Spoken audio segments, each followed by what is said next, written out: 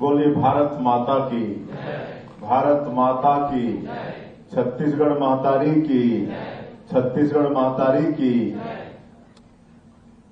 आज का ये अवसर बहुत ही खुशी का अवसर है। आज हम लोग 233 प्रयोगशाला तकनीशियन को आज नियुक्ति पत्र यहां पर प्रदान किए हैं और ऐसे अवसर में मंच में विराजमान है हमारे प्रदेश के उच्च शिक्षा मंत्री आदरणीय श्री टंकराम वर्मा जी, हमारे प्रदेश के तकनीकी शिक्षा मंत्री गुरु खुशवंत साहिब जी, उच्च शिक्षा विभाग के सचिव श्री एस भारतीदासन जी, पंडित रविशंकर शुक्ल विश्वविद्यालय के कुलपति आदरणीय डॉक्टर सच्चिदानंद शुक्ल जी, उच्च शिक्षा के अपर संचालक श्री जगत जी, कुल सचिव डॉक्टर अंबर व्यास जी, उच्च शिक्षा विभाग के सभी अधिकारीगण, हमारे सभी नवचयनित प्रयोगशाला तकनीशियन, उनके माता पिता अभिभावकगण, नागरिक बंधुओं और मीडिया के मित्रों, आज हमारा परम सौभाग्य है कि ऐसे हमारे 233 बेटा बेटियों को प्रयोगशाला तकनीशियन का नियुक्ति पत्र प्रदान किए हैं। मैं उन सभी बेटा बेटियों को बहुत बहुत बधाई और शुभकामना देता हूं और उनके उज्जवल भविष्य की कामना करता हूं और साथ ही उनके माता पिताएं होंगे, उनके अभिभावक आए होंगे, उनको भी बहुत बहुत बधाई और बहुत बहुत शुभकामनाएं हैं।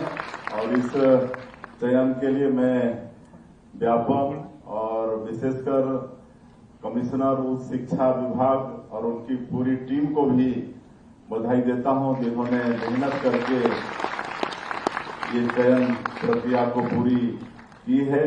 और बंधु, आप सब लोगों को हम ये अवगत कराना चाहेंगे कि हम लोगों को सरकार में आए हुए करीब 20 महीने हो रहे हैं और 20 महीने में ही हम लोग अपने प्रदेश के बेटा बेटियों को नियुक्ति विभिन्न विभागों में देने का काम शुरू किए हैं।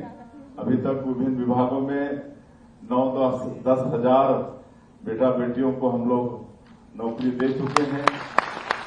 पुलिस विभाग में, आपके बिजली विभाग में, आपके सहकारिता में और विभिन्न विभाग में दिए हैं। अभी लोक स्वास्थ्य यांत्रिकी विभाग में भी सब इंजीनियर की नियुक्ति हुई है।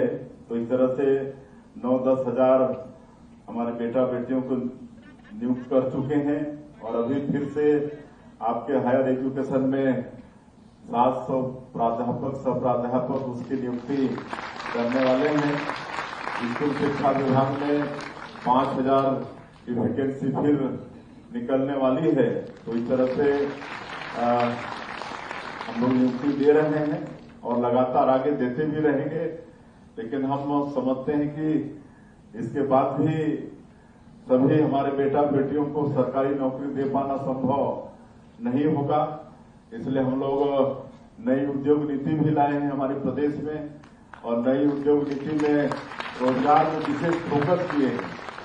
कोई उद्यमी अपने उद्यम में अगर 1000 लोगों को रोजगार देता है तो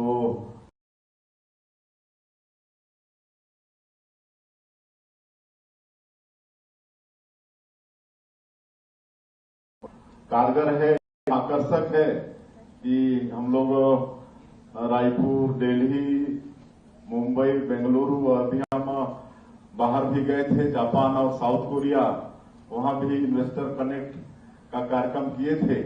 तो 7 लाख करोड़ का निवेश प्रस्ताव अभी तक हमारे प्रदेश को मिल चुका है, 7 लाख करोड़ का। और इसमें कई काम धरातल में आ भी चुके हैं। ऐसा नहीं है कि खाली एमओयू साइन किए हैं। आज सेमीकंडक्टर चिप्स का काम उसका यहां पर शुरू हो चुका है। आपका एआई बेस्ड डाटा सेंटर और भी कई चीज टेक्सटाइल वगैरह ये सब के काम यहाँ पर आ रहे हैं और हमको लगता है कि आने वाले वर्षों में हम लोग लाखों अपने बेटा बेटियों को रोजगार दे पाने में सफल होंगे। तो इस तरह से सरकार की चिंता है और ये जो पूरी नियुक्ति है इसमें ट्रांसपेरेंसी हो, पारदर्शिता हो, एक विश्वसनीयता हो, इसका भी सरकार प्रयास कर रही है। पिछले दिनों पीएससी जैसे पवित्र संस्था में भी हमारे बेटा बेटियों के भविष्य के साथ खिलवाड़ हुआ और माननीय प्रधानमंत्री जी का वादा था ऐसे बेटा बेटियों से कि सरकार में आएंगे तो उसकी निष्पक्ष जांच होगी और आज आप लोगों को मालूम होगा कि निष्पक्ष जांच भी हो रही है। सीबीआई द्वारा जो पीएससी में घोटाला हुआ उसमें जांच हो रही है और दोषीदार दंडित भी हो रहे हैं। और हम लोग पहला स्टेट है हमारा ये छत्तीसगढ़ जहां सुशासन और अभिसरण विभाग का गठन किए हैं। गुड गवर्नेंस के लिए एक अलग से डिपार्टमेंट यहाँ पर बनाए हैं और हम हर चीज में पारदर्शिता चाहते हैं और भ्रष्टाचार में जीरो टॉलरेंस की नीति अपना रहे हैं।